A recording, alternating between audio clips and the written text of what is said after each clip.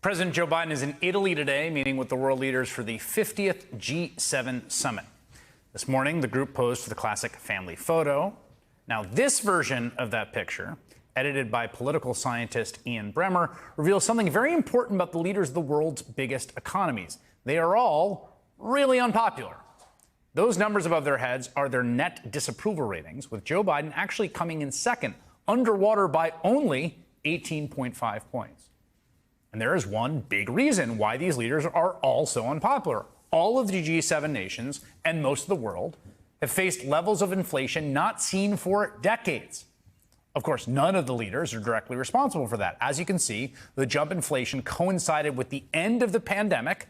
It was a result of an enormous surge in pent-up demand amidst a pandemic-induced constraint on supply. But voters, totally understandably and rationally, hate inflation. It's been 3 or 4 years of prices going up and up, and they blame the incumbent party. Here in the U.S., the Consumer Price Index, a measurement of inflation, hit a whopping 9% in the summer of 2022, and we've actually recovered relatively well since then, better than many of our G7 counterparts. The index dropped down to 3.3% as of yesterday's report. Now, that, of course, crucially, is the rate of increase, right? Prices are going up at a slower rate. Cumulatively, prices are still way up here and everywhere. But the truth is that Joe Biden didn't really have a lot to do with the fact this line went up or that it went down. That's mostly circumstances outside his control, the Fed. Now, I will say this. Joe Biden's administration has tried very hard to cut costs for Americans wherever they can, taking steps to lower prescription drug costs, canceling student debt, getting rid of all kinds of junk fees at airlines and banks, for example. But for the most part, being real here, the rise and fall of inflation was a result of external factors like the pandemic and the decisions of the Federal Reserve outside of President Biden's control. And so voters might look at that and say, well, then, why does it really matter who the next president is? It's sort of coming down on its own. It matters because Donald Trump is running on the most explicitly inflationary platform in modern history. I think we should have a ring around the collar, as they say. I think when companies come in and they dump their products in the United States, they should pay automatically, let's say, a 10% tax.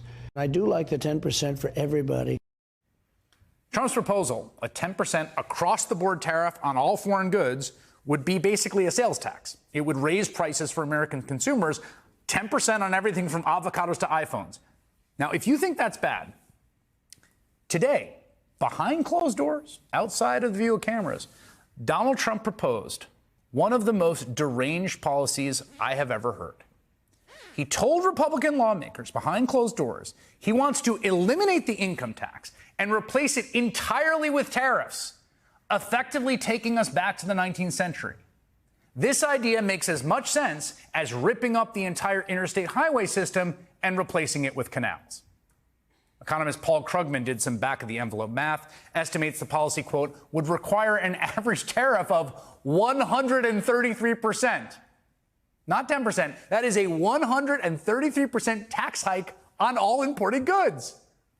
That would be passed on to consumers, a sales tax of 133%. It would cost Americans hundreds of billions of dollars. Former senior policy advisor to the National Economic Council, Brendan Duke, explained further, quote, another way to put Trump's latest incredibly unworkable idea, one, get this, it would raise taxes by $5,000 for a typical family, if you're a working person who buys stuff. It would cut taxes for the average family in the top 0.1% by $1.5 million.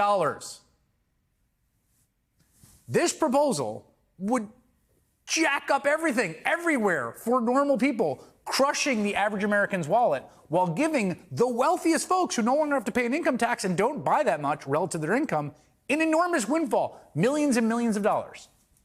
This is the man who has a 50-50 shot at taking the White House, in large part because of the macroeconomic conditions that produced high inflation. And he is seriously, quite seriously and earnestly, currently running on the most insanely inflationary platform I've ever seen. Higher prices, higher taxes for everyone. It would make what we've seen over the last few years look like nothing.